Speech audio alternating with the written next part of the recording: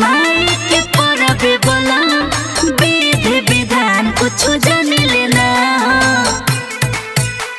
अरे जी करब छठी माई के परबे बोला विधि विधान कुछ जान लेना।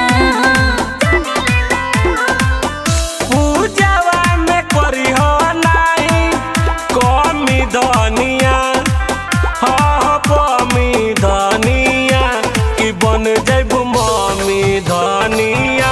अच्छी पूजा छठी माई के चरनिया कि बन जैबू मम्मी धनिया कि पूजा छठी माई के चरनिया।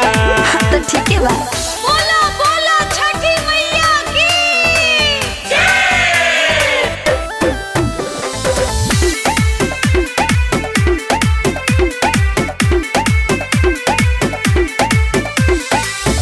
नया नोहर बने अभी कनिया पिया लगता कि होई पर सोनिया पिया।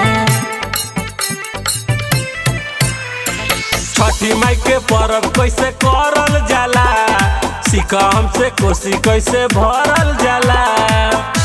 इना के कृपा से तोहके पवनी धनिया, हाँ पवनी धनिया तू बन जैबू मम्मी धनिया कि पूजा छठी माई के चरनिया।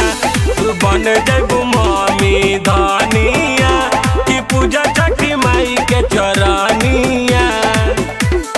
बोलो बोलो छठी मैया की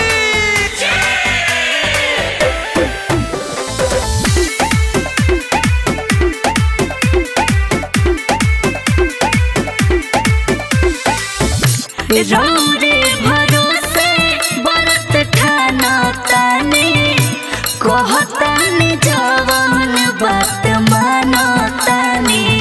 बुझताने ना। हाँ हो फल मिली गोदिया तोहार बरिए। अच्छा सुना छठी माई उधार करिए।